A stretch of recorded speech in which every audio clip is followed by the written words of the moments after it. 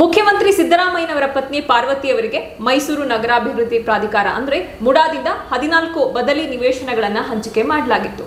ಈ ಬದಲಿ ನಿವೇಶನಗಳನ್ನು ಹಂಚಿಕೆ ಮಾಡಿದ್ದು ಬಿಜೆಪಿ ಸರ್ಕಾರದ ಅವಧಿಯಲ್ಲಿ ಆದರೂ ಕೂಡ ಇದೀಗ ಬಿಜೆಪಿ ಮತ್ತು ತನ್ನ ಮಿತ್ರ ಪಕ್ಷ ಜೆಡಿಎಸ್ ಇಬ್ಬರೂ ಸೇರಿಕೊಂಡು ಸಿದ್ದರಾಮಯ್ಯನವರ ರಾಜೀನಾಮೆಗೆ ಆಗ್ರಹಿಸಿ 8 ದಿನಗಳ ಕಾಲ ಪಾದಯಾತ್ರೆಯನ್ನು ಕೂಡ ಮಾಡಿದ್ವು. ಇನ್ನು ಇದೇ ಸೈಟ್ಗಳನ್ನು ಹಂಚಿಕೆ ಮಾಡಿರುವಂತಹ ಕುರಿತಾಗಿ ಸಿಎಂ ಸಿದ್ದರಾಮಯ್ಯನವರ ವಿರುದ್ಧ ತನಿಖೆಗೆ ಅನುಮತಿ ನೀಡಬೇಕು ಎನ್ನುವಂತಹ ಮನವಿಯನ್ನ ರಾಜ್ಯಪಾಲರಾದಂತಹ ಥಾವರ್ ಚಂದ್ ಗೆಹ್ಲೋಟ್ ಅವರಿಗೆ ಟಿಜೆ ಅಬ್ರಹಾಂ ಎನ್ನುವಂತಹ ವ್ಯಕ್ತಿ ಪತ್ರವನ್ನ ಬರೆದಿದ್ರು. ಅದು ಸಾಲದಕ್ಕೆ ಇದೇ ಟಿಜೆ ಅಬ್ರಹಾಂ ಎನ್ನುವಂತಹ ವ್ಯಕ್ತಿ ಬೆಂಗಳೂರಿನ ಜನಪ್ರತಿನಿಧಿಗಳ ವಿಶೇಷ ನ್ಯಾಯಾಲಯದಲ್ಲೂ ಕೂಡ ಖಾಸಗಿ ದೂರನ್ನು ಕೂಡ ಸಲ್ಲಿಸಿದ್ರು ಇದೇ ವಿಚಾರವಾಗಿ. ಅಷ್ಟೇ ಅಲ್ಲದೆ ಮೈಸೂರು ಮೂಲದ ಸ್ನೇಹಮಯಿ ಕೃಷ್ಣ ಎನ್ನುವಂತಹ ವ್ಯಕ್ತಿ ಕೂಡ ಇದೇ ಬೆಂಗಳೂರಿನ ಜನಪ್ರತಿನಿಧಿಗಳ ವಿಶೇಷ ನ್ಯಾಯಾಲಯದಲ್ಲಿ ಸಿದ್ದರಾಮಯ್ಯನವರ ವಿರುದ್ಧ ತನಿಖೆಗೆ ಆದೇಶ ಕೋರಿ ದೂರನ್ನು ಕೂಡ ಸಲ್ಲಿಸಿದ್ದಾರೆ. ಇನ್ನು ಟಿಜೆ ಅಬ್ರಹಾಂ ಹಾಗೆ ಈ ಸ್ನೇಹಮಯಿ ಕೃಷ್ಣ ಎನ್ನುವಂತಹ ಅವರ ಖಾಸಗಿ ದೂರನ್ನ ವಿಚಾರಣೆಗೆ ತೆಗೆದುಕೊಳ್ಳಬೇಕು ಅಥವಾ ಅದನ್ನ ವಜಾಗೊಳಿಸಬೇಕು ಎನ್ನುವಂತಹ ಕುರಿತಾಗಿ ಬೆಂಗಳೂರಿನ ಜನಪ್ರತಿನಿಧಿಗಳ ವಿಶೇಷ ನ್ಯಾಯಾಲಯ ಆಗಸ್ಟ್ 21ಕ್ಕೆ ಆದೇಶವನ್ನ ಕೊಡುತ್ತೆ. ಇನ್ನು ದಿನ ಬೆಳಗಾಯಿತು ಅಂದ್ರೆ ಸಾಕು ಬಿಜೆಪಿ ಹಾಗೆ ಜೆಡಿಎಸ್ ಸಿದ್ದರಾಮಯ್ಯ ಸರ್ಕಾರದ ವಿರುದ್ಧ ಇದೇ ಮುಡಾದ ಸೈಟು ಹಂಚಿಕೆ ವಿಚಾರವನ್ನ ಮುಂದಿಟ್ಟುಕೊಂಡು ಮುಗಿ ಬೀಳ್ತಾ ಇದ್ದಾರೆ.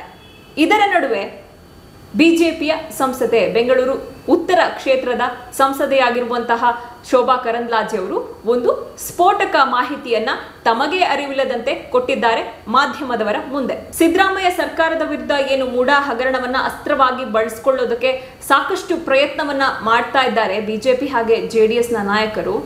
ಇದೇ ವಿಚಾರವನ್ನ ಇದೀಗ ಶೋಭಾ ಕರಂದ್ಲಾಜೆ ಆಡಿರುವ ಮಾತೇನಿದೆ ಆ ಮಾತಿನಿಂದ ಇದೇ ಮುಡಾ ಹಗರಣ ತಿರುಗುಬಾಣವಾಗಿದೆ ಈ ಎರಡು ಪಕ್ಷಗಳ ನಾಯಕರಿಗೆ. ಬೆಂಗಳೂರಿನ ನೆಲಮಂಗಲದಲ್ಲಿರುವಂತಹ ದಾಸರಹಳ್ಳಿಯಲ್ಲಿ ಒಂದು ಖಾಸಗಿ ಕಾರ್ಯಕ್ರಮ ನಡೀತಾ ಇತ್ತು. ಈ ಖಾಸಗಿ ಕಾರ್ಯಕ್ರಮದಲ್ಲಿ ಭಾಗಿಯಾಗಿದ್ದಂತಹ ಸಂಸದೆ ಶೋಭಾ ಕರಂದ್ಲಾಜೆ ಇದೇ ಮುಡಾ ಹಗರಣದ ಕುರಿತಾಗಿ ಸ್ಫೋಟಕ ಹೇಳಿಕೆಯನ್ನ ಕೊಟ್ಟಿರೋದು ಇದೀಗ ಆ ವಿಚಾರ ಇಡೀ ರಾಜಕೀಯ ವಲಯದಲ್ಲಿ ಇಡೀ ಕರ್ನಾಟಕದಲ್ಲಿ ಚರ್ಚೆಯಾಗ್ತಾ ಇರೋದು. ಇನ್ನು ಕಾರ್ಯಕ್ರಮ ಮುಗಿಸಿ ಶೋಭಾ ಕರಂದ್ಲಾಜೆ ಅವರು ಟೀ ಕುಡಿತಾ ಇದ್ರು. ಆ ಸಂದರ್ಭದಲ್ಲಿ ಹೀಗೆ ಮಾಧ್ಯಮದ ಮಿತ್ರರು ಶೋಭಾ ಕರಂದ್ಲಾಜೆ ಅವರ ಜೊತೆ ಮಾತನಾಡ್ತಾ ಇದ್ರು. ಈ ಸಂದರ್ಭದಲ್ಲಿ ಮುಡಾ ಕುರಿತಾಗಿ ಪತ್ರಕರ್ತರೊಬ್ಬರು ಪ್ರಶ್ನೆಯನ್ನ ಕೇಳ್ತಾರೆ ಶೋಭಾ ಕರಂದ್ಲಾಜೆ ಅವರಿಗೆ. ಈ ವೇಳೆ ಶೋಭಾ ಕರಂದ್ಲಾಜೆ ಅವರು ಒಂದು ಸ್ಫೋಟಕ ಮಾಹಿತಿಯನ್ನ ಬಹಿರಂಗಪಡಿಸಿದ್ದಾರೆ ಇದೇ ಮುಡಾ ಹಗರಣದ ಕುರಿತಾಗಿ. ಇನ್ನು ಶೋಭಾ ಕರಂದ್ಲಾಜೆ ಅವರು ಮುಡಾ ವಿಚಾರವಾಗಿ ಕೊಟ್ಟಿರುವಂತಹ ಆ ಸ್ಫೋಟಕ ಹೇಳಿಕೆ ಏನು? ಮುಡಾದಲ್ಲಿ ಎಲ್ಲರದ್ದು ಇದೆ ಸರ್, ಎಲ್ಲಾ ಪಾರ್ಟಿಯವರದ್ದು ಇದೆ ಎನ್ನುವಂತಹ ರಿಪ್ಲೈಯನ್ನ ಪತ್ರಕರ್ತರಿಗೆ ಕೊಟ್ಟರು ಶೋಭಾ ಕರಂದ್ಲಾಜೆ ಅವರು. ಇನ್ನು ಮುಂದುವರೆದು ಮಾತನಾಡ್ತಾ ಇರುವಂತಹ ಅದೇ ವೇಳೆ ಹೊರಗಡೆ ಪಟಾಕಿಯ ದೊಡ್ಡ ಸದ್ದು ಕೇಳ್ತಾ ಇರುತ್ತೆ. ಸೊ ಹೀಗಾಗಿ ಶೋಭಾ ಕರಂದ್ಲಾಜೆ ಅವರು ಏನು ರಿಪ್ಲೈಯನ್ನ ಕೊಡ್ತಾ ಇದ್ರು ಮಾಧ್ಯಮದವರಿಗೆ ಅಲ್ಲಿ ಡಿಸ್ಟರ್ಬೆನ್ಸ್ ಉಂಟಾಗುತ್ತೆ. ಹೀಗಾಗಿ ಶೋಭಾ ಕರಂದ್ಲಾಜೆ ಅವರು ಮುಡಾ ಕುರಿತಾಗಿ ಏನು ಮಾತಾಡ್ತಾ ಇದ್ರು ಹೇಳಿಕೆಯನ್ನ ಕೊಡ್ತಾ ಇದ್ರು ಅದನ್ನ ಕಂಪ್ಲೀಟ್ ಮಾಡೋಕೆ ಸಾಧ್ಯ ಆಗಲಿಲ್ಲ ಅವರಿಗೆ. ಸೊ ಹಾಗಾಗಿ ಮುಡಾ ಕುರಿತಾಗಿ ಎಲ್ಲಾ ಪಕ್ಷಗಳ ನಾಯಕರು ಇದ್ದಾರೆ ಮುಡಾದಲ್ಲಿ, ಎಲ್ಲಾ ಪಕ್ಷಗಳ ನಾಯಕರದ್ದು ಸೈಟ್ ಇದೆ ಮುಡಾದಲ್ಲಿ ಎನ್ನುವಂತಹ ವಿಚಾರವನ್ನ ಹೇಳ್ತಾ ಇದ್ರು. ಅಲ್ಲಿಗೆ ಕಟ್ ಆಯ್ತು.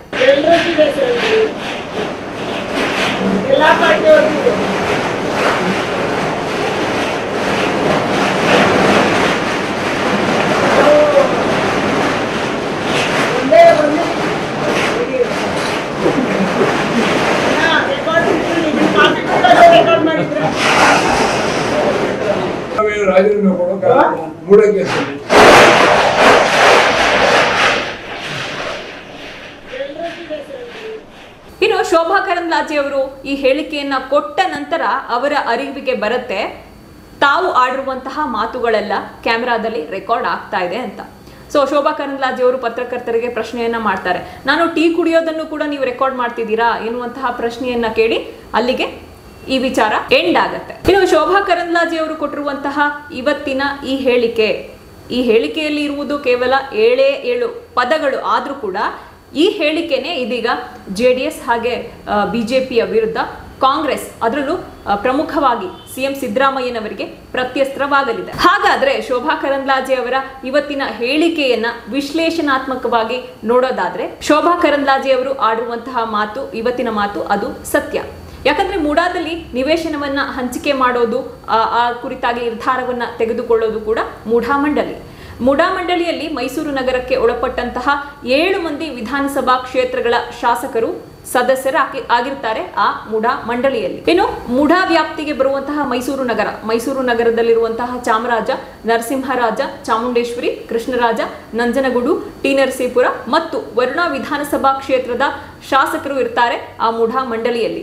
ಇದರ ಜೊತೆಗೆ ಮೈಸೂರು ನಗರದ ವಿಳಾಸ ಹೊಂದಿರುವಂತಹ ವಿಧಾನ ಪರಿಷತ್ನ 2 ಸದಸ್ಯರು, ಹಾಗೆ ನಗರಾಭಿವೃದ್ಧಿ ಇಲಾಖೆಯಿಂದಲೇ ನಾಮ ನಿರ್ದೇಶನಗೊಳ್ಳುವಂತಹ 4 ಮಂದಿ ಸದಸ್ಯರು ಮತ್ತು ಮೈಸೂರು ಪಾಲಿಕೆಯ ಓರ್ವ ಸದಸ್ಯ ಕೂಡ ಮುಡಾ ಮಂಡಳಿಯಲ್ಲಿ ಇರ್ತಾರೆ. ಇನ್ನು ಮುಡಾ ಮಂಡಳಿಗೆ ಅಧ್ಯಕ್ಷರನ್ನ ನೇಮಿಸೋದು, ಆಯುಕ್ತರನ್ನ ನೇಮಿಸೋದು ಕೂಡ ರಾಜ್ಯ ಸರ್ಕಾರನೇ. ಇದರ ಜೊತೆಗೆ ಮುಡಾ ಮಂಡಳಿಯಲ್ಲಿ ಮೈಸೂರು ಜಿಲ್ಲಾಧಿಕಾರಿ ಮತ್ತು ಮೈಸೂರು ಪೊಲೀಸ್ ವರಿಷ್ಠಾಧಿಕಾರಿ ಮತ್ತು ಮೈಸೂರು ಪೊಲೀಸ್ ಆಯುಕ್ತರು ಕೂಡ ಸದಸ್ಯರಾಗಿರ್ತಾರೆ. ಮುಖ್ಯಮಂತ್ರಿ ಸಿದ್ದರಾಮಯ್ಯನವರ ಪತ್ನಿ ಪಾರ್ವತಿಯವರಿಗೆ ಮುಡಾದಿಂದ 14 ಬದಲಿ ನಿವೇಶನಗಳನ್ನ ಹಂಚಿಕೆ ಮಾಡಿದ್ದು 2021ರಲ್ಲಿ. ಆ ವೇಳೆ ಮುಡಾ ಮಂಡಳಿಯಲ್ಲಿ 7 ಮಂದಿ ಶಾಸಕರು ಸದಸ್ಯರಾಗಿದ್ರು, ಮಂಡಳಿಯ ಸದಸ್ಯರಾಗಿದ್ರು. ಆ ಶಾಸಕರ ಪೈಕಿ 3 ಬಿಜೆಪಿಯ ಶಾಸಕರು, 2 ಕಾಂಗ್ರೆಸ್ನ ಶಾಸಕರು, ಹಾಗೆ 2 ಜೆಡಿಎಸ್ನ ಶಾಸಕರು ಇದ್ರು.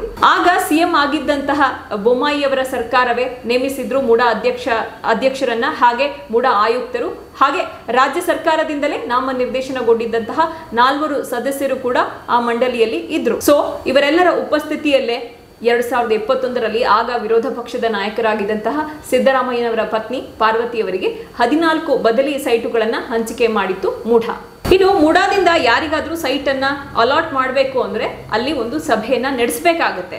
ಮುಡಾ ಮಂಡಳಿಯಲ್ಲಿ ಯಾರೆಲ್ಲ ಸದಸ್ಯರಿರ್ತಾರೆ ಆ ಸದಸ್ಯರನ್ನ ಒಳಗೊಂಡಂತೆ ಆಯುಕ್ತರು ಹಾಗೆ ಅಧ್ಯಕ್ಷರು ಎಲ್ಲರನ್ನ ಒಳಗೊಂಡಂತೆ ಸಭೆಯನ್ನ ನಡೆಸ್ತಾರೆ.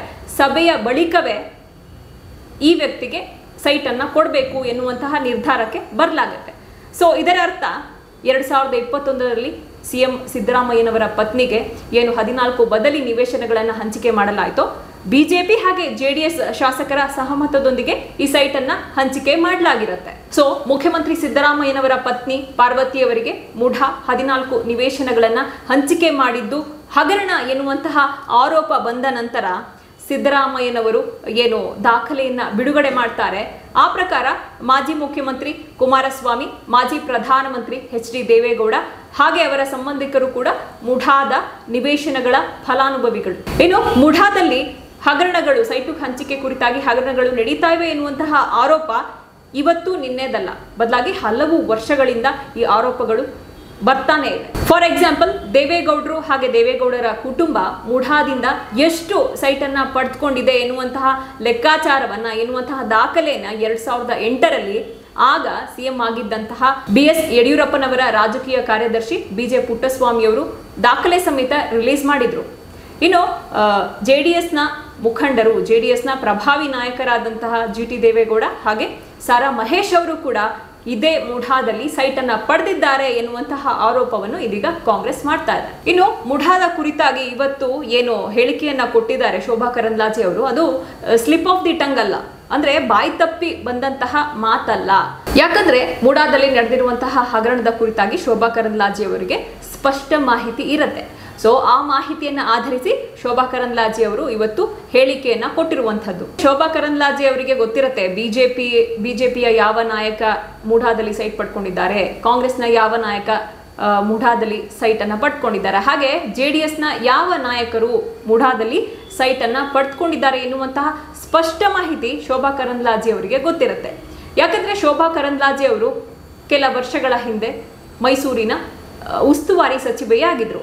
ಸೊ ಹೀಗಾಗಿ ಶೋಭಾ ಕರಂದ್ಲಾಜೆ ಅವರಿಗೆ ಆಬ್ವಿಯಸ್ಲಿ ಈ ಎಲ್ಲಾ ಮಾಹಿತಿಗಳು ಇರುತ್ತೆ. ಸೊ ಇದು ಮೈಸೂರು ನಗರಾಭಿವೃದ್ಧಿ ಪ್ರಾಧಿಕಾರ ಅಂದ್ರೆ ಮುಡಾದ ವಾಸ್ತವಾಂಶ. ಆದರೂ ಕೂಡ ಮುಖ್ಯಮಂತ್ರಿ ಸಿದ್ದರಾಮಯ್ಯನವರ ಸರ್ಕಾರದ ವಿರುದ್ಧ ಕೊಂಕು ತೆಗೆಯುವಂತಹ ದುರುದ್ದೇಶದಿಂದಾಗಿ ಬಿಜೆಪಿ ಹಾಗೆ ಜೆಡಿಎಸ್ನ ನಾಯಕರು ಕುತಂತ್ರವನ್ನ ಮಾಡಿ ಷಡ್ಯಂತ್ರವನ್ನ ರೂಪಿಸಿ ಇದೀಗ ಮುಡಾದಲ್ಲಿ ತಮ್ಮ ಪತ್ನಿ 14 ಸೈಟುಗಳನ್ನ ಅಕ್ರಮವಾಗಿ ಪಡೆದುಕೊಂಡಿದ್ದಾರೆ ಎನ್ನುವಂತಹ ಆರೋಪವನ್ನ ಸುಖಾಸುಮ್ಮನೆ ಮಾಡ್ತಾ ಇದ್ದಾರೆ. ಇನ್ನು ಕೇಂದ್ರ ಸಚಿವೆ ಶೋಭಾ ಕರಂದ್ಲಾಜೆ ಅವರು ತಾವು ಟೀ ಕುಡಿತಾ ಇದ್ದಂತಹ ಸಂದರ್ಭದಲ್ಲಿ ಮುಡಾ ಕುರಿತಾಗಿ ಕೊಟ್ಟಂತಹ ಈ ಸ್ಫೋಟಕ ಹೇಳಿಕೆ ಹೊರಗಿನ ಪಟಾಕಿ ಸದ್ದಿನಿಂದ ಸ್ಟಾಪ್ ಆಯಿತು. ಒಂದು ವೇಳೆ ಪಟಾಕಿ ಶಬ್ದ ಕೇಳದೆ ಇದ್ದಂತಹ ಪಕ್ಷದಲ್ಲಿ ಶೋಭಾ ಕರಂದ್ಲಾಜೆ ಅವರು ಬಹುಶಃ ಬಿಜೆಪಿ JDS ಹಾಗೆ ಕಾಂಗ್ರೆಸ್ನ ಯಾವೆಲ್ಲ ನಾಯಕರು ಮುಢಾದಲ್ಲಿ ಸೈಟುಗಳನ್ನು ಹೊಂದಿದ್ದಾರೆ ಎನ್ನುವಂತಹ ಸ್ಫೋಟಕ ಮಾಹಿತಿಯನ್ನ ಮಾಧ್ಯಮದ ಮುಂದೆ ಇಡ್ತಾ ಇದ್ರು ಏನು. ಆದ್ರೆ ಸಚಿವೆ ಶೋಭಾ ಕರಂದ್ಲಾಜೆ ಅವರು ಬಂದಂತಹ ಖುಷಿಯಲ್ಲಿ ಅವರ ಅಭಿಮಾನಿಗಳು ಸಿಡಿಸಿದ್ದಂತಹ ಪಟಾಕಿ ಶಬ್ದ ಶೋಭಾ ಕರಂದ್ಲಾಜೆ ಅವರು ಕೊಡಬೇಕಾಗಿದ್ದಂತಹ ಸ್ಫೋಟಕ ಹೇಳಿಕೆಗೆ ಫುಲ್ ಸ್ಟಾಪ್ ಹಾಕ್ತು.